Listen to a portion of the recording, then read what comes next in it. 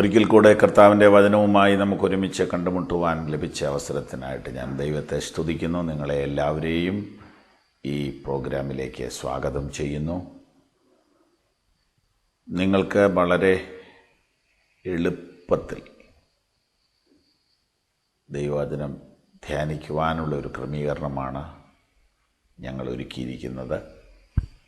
ഇതിന് നിങ്ങൾക്ക് യാത്രയിൽ പോലും ഉപയോഗിക്കാവുന്ന സൗകര്യമുണ്ട്.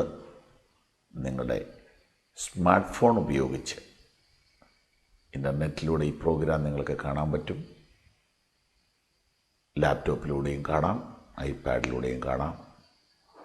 വളരെ എളുപ്പത്തിൽ എല്ലാവർക്കും എപ്പോഴും എവിടെയും ദൈവവചനം ലഭ്യമാക്കണം എന്നതാണ് ദൈവത്തിൻ്റെ ആഗ്രഹം, ഞങ്ങളുടെയും. യെശയ്യാ പ്രവചനം 55-ാം അധ്യായം 8-9 വാക്യങ്ങളിലൂടെ കഴിഞ്ഞ ദിവസങ്ങളിൽ നാം പോയി. അവിടെ നാം ദൈവത്തിൻ്റെ വഴിയെക്കുറിച്ച് കണ്ടു. 2 ചിന്തകൾ നമുക്ക് ലഭിച്ചു.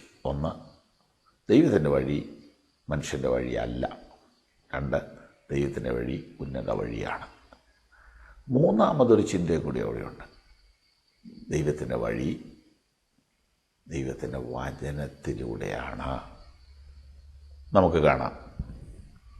വാക്യം 10, മഴയും ഹിമവും ആകാശത്തു നിന്ന് പെയ്യുകയും അവിടേക്ക് മടങ്ങാതെ വിതയ്ക്കുവാൻ വിത്തും തിന്നുവാൻ ആഹാരവും നൽകത്തക്കവണ്ണം ഭൂമിയെ നനച്ച് ഫലവത്താക്കി വിളയിക്കുന്നതുപോലെ എൻ്റെ വായിൽ നിന്ന് പുറപ്പെടുന്ന എൻ്റെ വചനമായിരിക്കും. അത് വെറുതെ എൻ്റെ അടുക്കിലേക്ക് മടങ്ങി വരാതെ എനിക്ക് ഇഷ്ടമുള്ളത് നിവർത്തിക്കുകയും ഞാൻ അയച്ച കാര്യം സാധിപ്പിക്കുകയും ചെയ്യും. നിങ്ങൾ സന്തോഷത്തോടെ പുറപ്പെടും, സമാധാനത്തോടെ നിങ്ങളെ പറഞ്ഞയക്കും. മലകളും കുന്നുകളും നിങ്ങളുടെ മുമ്പിൽ പൊട്ടിയാർക്കും. ദേശത്തിലെ സകല വൃക്ഷങ്ങളും കൈകൊട്ടും. മുള്ളിന് പകരം സരളവൃക്ഷം മുളയ്ക്കും. പറക്കാരയ്ക്ക് പകരം കൊഴുന്തു മുളയ്ക്കും. അത് യഹോവയ്ക്കൊരു കീർത്തിയായും ഛേദിക്കപ്പെടാത്ത ശാശ്വതമായൊരു അടയാളമായും ഇരിക്കും. ദൈവത്തിൻ്റെ വഴിയെക്കുറിച്ച് പറഞ്ഞു വന്നിട്ട് പെട്ടെന്ന് ദൈവത്തിൻ്റെ വചനത്തിലേക്ക് പ്രവേശിച്ചു. ഈ വചനത്തെ മഴയോടും മഞ്ഞിനോടും ഉപമിച്ചു. മഴയും ഹിമവും ആകാശത്തുനിന്ന് പെയ്യുന്നു. പെയ്തിട്ട് ഭൂമിയെ നനയ്ക്കുന്നു. അതിലൂടെ ഭൂമി കൃഷി യോഗ്യമാക്കുന്നു. അവിടെ നിന്ന് ധാരാളം ധാന്യങ്ങളും സസ്യങ്ങളും ഫലങ്ങളും ഫലവൃക്ഷങ്ങളും ഉടലെടുക്കുന്നു. അപ്പം ഭൂമി, മഴ, ഫലം. ഇതുപോലെ ദൈവത്തിൻ്റെ വചനം മനുഷ്യൻ്റെ ഹൃദയത്തിലേക്ക് വീണിട്ട് ദൈവിക ഫലങ്ങൾ ഉളവാക്കണം. അപ്പം ദൈവവഴി എന്ന് പറഞ്ഞാൽ ദൈവഹിതം, ദൈവപദ്ധതി. അപ്പം ദൈവപദ്ധതിയെക്കുറിച്ച് നമ്മെ മനസ്സിലാക്കി തരികയാണ്. ദൈവപദ്ധതി പ്രകാരം ഒരു ജീവിതം നയിക്കുവാൻ നിങ്ങൾ ആഗ്രഹിക്കുന്നുണ്ടെങ്കിൽ അതിന് നിങ്ങൾ ദൈവവചനത്തിലേക്ക് വരണം. ദൈവവചനം മഴ പോലെയാണ്, മഞ്ഞു പോലെയാണ്.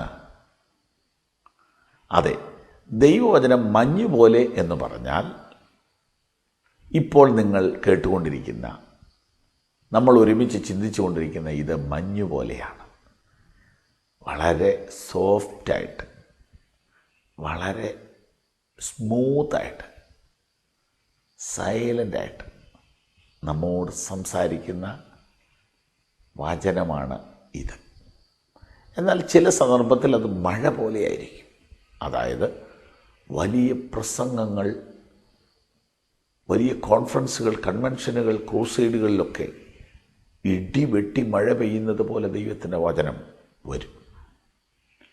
അപ്പോൾ ഒരു സാധാരണക്കാരനായ മനുഷ്യൻ നനയണമെങ്കിൽ അങ്ങനത്തെ മഴ വേണം. അവൻ ഒരുപാട് പല ചിന്തകളും പല കാര്യങ്ങളിലും ഇടപെട്ട് റഫാണ്. അപ്പോൾ റഫായിട്ടിരിക്കുന്ന ഒരാളെ നനയ്ക്കണമെങ്കിൽ റഫായിട്ടുള്ള മഴ തന്നെ വേണം. എന്നാൽ ശാന്തമായി ദൈവത്തെ അന്വേഷിക്കുന്ന ഒരു ഭക്തന് മഞ്ഞ് പോലെ ദൈവവചനം വീഴും. അത് വലിയ ഒച്ചയും ബഹളവും ഇല്ല, മറ്റാരും അറിയത്തില്ല, ചുരുക്കം ചെല്ലും. പക്ഷെ മഞ്ഞ് പ്രഭാതത്തിലാണ് അധികവും കിട്ടുന്നത്. എന്നാൽ മഴ ഏത് സമയത്ത് കിട്ടും. അപ്പോൾ മഞ്ഞ് പോലെയും മഴ പോലെയും ദൈവവചനം നമുക്ക് ലഭിക്കും. എന്തിനാണ്? ഭൂമി കൃഷിക്ക് ഉപയോഗയോഗ്യമാക്കാൻ വേണ്ടിയിട്ടാണ്. അങ്ങനെ ഭൂമി കൃഷിക്ക് യോഗ്യമാക്കിയ ശേഷം ആ കൃഷിയിൽ നിന്ന് ധാരാളം ഫലങ്ങളെ ഉളവാക്കും. ദൈവത്തിന് മഹത്വം.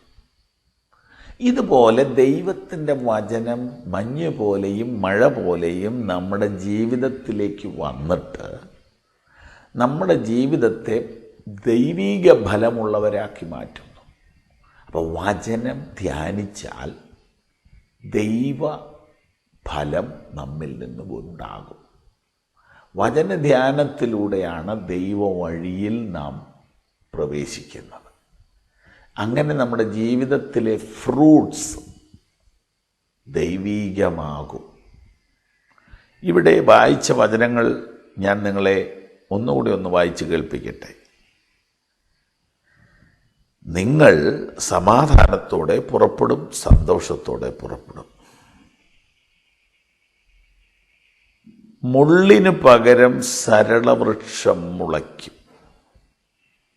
പറക്കാരയ്ക്ക് പകരം കൊഴുന്തു മുളയ്ക്കും. അത് യഹോവയ്ക്കൊരു കീർത്തിയായും ഛേദിക്കപ്പെടാത്ത ശാശ്വതമായൊരു അടയാളമായും ഇരിക്കും. ഇവിടെ ശ്രദ്ധിക്കേണ്ട കാര്യം, മുള്ളിന് പകരം സരളവൃക്ഷം, പറക്കാരയ്ക്ക് പകരം കൊഴുന്ത്. എന്താ ഇതിൻ്റെ അർത്ഥം? ഇവിടെ വീണ്ടും നമ്മൾ ഉൽപ്പത്തി പുസ്തകത്തിലോട്ട് പോവുകയാണ്.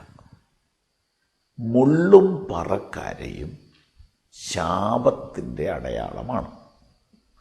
മനുഷ്യൻ പാപം ചെയ്തപ്പോൾ ദൈവം അവന് കൊടുത്ത ശാപമാണ്, ഇനി മുതൽ നീ കൃഷി ചെയ്യുന്ന ഭൂമിയിൽ നിന്ന് നിനക്ക് മുള്ളും പറക്കാരയും മുളയ്ക്കും. അതെ, ലോകം മുഴുവനും കള, മുള്ള് ഇതങ്ങനെ നിറഞ്ഞിരിക്കുക. അതുകൊണ്ട് കൃഷി വളരെ ദുഷ്കരമായി തീർന്നുകൊണ്ടിരിക്കുകയാണ്. ഇവിടെ ഇതാ ദൈവവചനത്തിലേക്ക് മനുഷ്യൻ തിരിയുകയാണെങ്കിൽ ശാപകരമായ മുള്ളും പറക്കാരയും മുളയ്ക്കുന്ന സ്ഥലത്ത് ദൈവം ദേവദാരുവും കൊഴുന്തും മുളപ്പിക്കും. എന്ന് പറഞ്ഞാൽ ശാപത്തിന് പകരം അനുഗ്രഹമുണ്ടാകും. പ്രിയപ്പെട്ട സഹോദരങ്ങളെ, ഭൂമിക്ക് ശാപം മുള്ളും പറക്കാരയുമാണെങ്കിൽ കുടുംബത്തിന് ശാപം രോഗവും കടഭാരവും കുടുംബകലഹവുമാണ്. ഭൂമിക്ക് ശാപമായിട്ട് കൃഷി ചെയ്യുന്ന കർഷകന് നഷ്ടം വരത്തക്കവണ്ണം മുള്ളും കളയും പറക്കാരയും മുളയ്ക്കുന്നത് പോലെ നമ്മുടെ കുടുംബത്തിലും വ്യക്തിജീവിതത്തിലും ശാപം എന്ന് പറയുന്നത് രോഗവും ദുഃഖവും കുടുംബകലഹവും സാമ്പത്തിക ബാധ്യതയും അല്ലേ? ഇങ്ങനെയുള്ള രോഗം, ദുഃഖം, മരണം, കടഭാരം, കുടുംബകലഹം, ഇങ്ങനെയുള്ള മുള്ളും പറക്കാരയും നമ്മുടെ വീടുകളിൽ നിറഞ്ഞു നിൽക്കുകയല്ലേ? ഇതിൽ നിന്ന് നമുക്കൊരു മോചനം ലഭിക്കുവാനായിട്ടാണ് ദൈവത്തിൻ്റെ വചനം നമ്മുടെ ഹൃദയങ്ങളിലേക്ക് വരുന്നത്. മുള്ളും പറക്കാരയും കളയും നിറഞ്ഞു നിൽക്കുന്ന നിങ്ങളുടെ വീടുകളെ, നിങ്ങളുടെ കുടുംബങ്ങളെ ഫലവത്താക്കുവാൻ, ഐശ്വര്യമുള്ളതാക്കുവാനാണ് ഈ വചന കേൾവി. മഞ്ഞുപോലെയും മഴ പോലെയും വചനം നമ്മുടെ ഹൃദയങ്ങളിലേക്ക് വരുമ്പോൾ നമ്മളതിനെ സന്തോഷത്തോടുകൂടെ ഏറ്റെടുക്കുകയാണെങ്കിൽ, നമ്മൾ ആ വചനത്തെ സന്തോഷത്തോടുകൂടെ സ്വീകരിക്കുകയാണെങ്കിൽ, നിശ്ചയമായും ഈ വചനത്താൽ നമ്മുടെ ശാപങ്ങൾ അനുഗ്രഹങ്ങളായി മാറും. ഇന്നെന്നെ കേൾക്കുന്ന പ്രിയപ്പെട്ടവരെ, നിങ്ങളുടെ ജീവിതത്തിൽ മുള്ളാണോ മുളച്ചുകൊണ്ടിരിക്കുന്നത്? വർഷങ്ങളായി നിങ്ങൾ ശാപത്തിലാണോ? കുടുംബ കലഹം നിങ്ങളുടെ ഒരു അവസ്ഥയാണോ? കാര്യമായ ഒരു പ്രശ്നവുമില്ലെങ്കിലും എന്നും എപ്പോഴും വീട്ടിൽ കലഹമാണോ? എന്നും നിങ്ങൾ പ്രശ്നത്തിലാണോ? നിങ്ങൾ അസ്വസ്ഥതയാണോ? എങ്കിൽ മുള്ളും പറക്കാരയുമാണ് നിങ്ങൾക്ക് മുളച്ചുകൊണ്ടിരിക്കുന്നത്. നിങ്ങൾ വളരെ ബിസിനസ് ചെയ്തു, പക്ഷെ ഒന്നും നീക്കിബാക്കിയില്ല. നിങ്ങൾ വളരെ ജോലി ചെയ്തു, പക്ഷെ ഫലം മോശം. നിങ്ങൾ പ്രതീക്ഷയോടുകൂടെ വിവാഹം കഴിച്ചു, പക്ഷെ പ്രയോജനമില്ല. നിങ്ങൾ മക്കളെ വളർത്തി, അതും ഒരു നഷ്ടക്കച്ചവടമായി ഭവിച്ചിരിക്കുന്നു.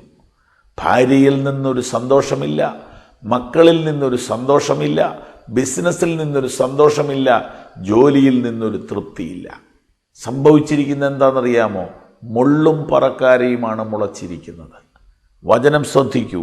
മഴയും ഹിമവും ആകാശത്തുനിന്ന് പെയ്തിട്ട് ഭൂമിയെ നനച്ച് ഫലവത്താക്കി വിളയിക്കുന്നത് പോലെ എൻ്റെ വായിൽ നിന്ന് പുറപ്പെടുന്ന എൻ്റെ വചനം ആയിരിക്കും.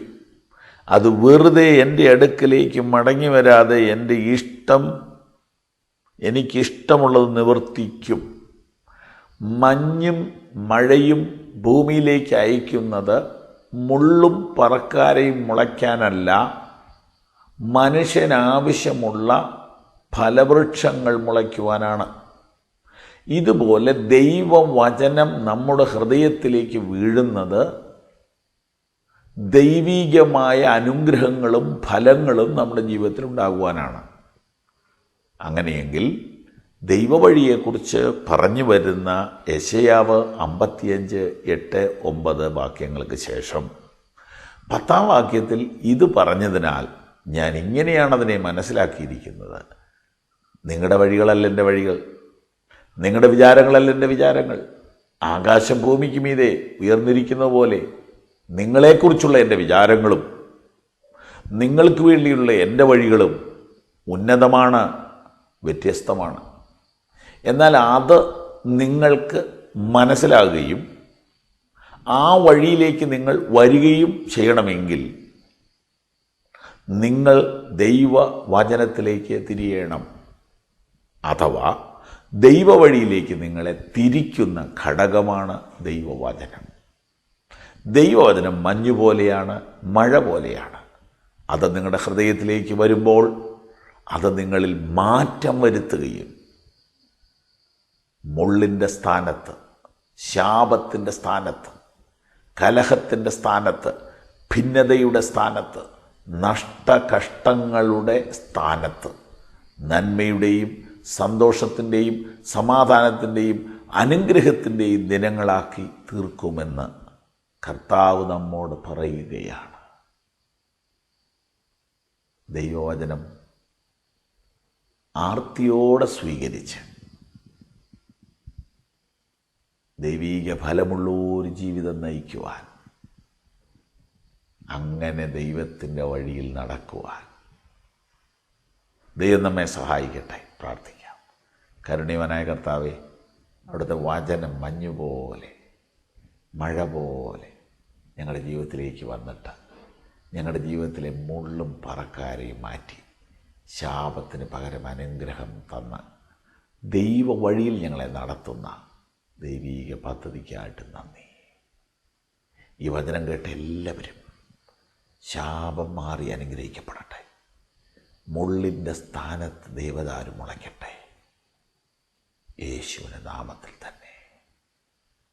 കർത്താവ് നിങ്ങളെ അനുഗ്രഹിക്കും.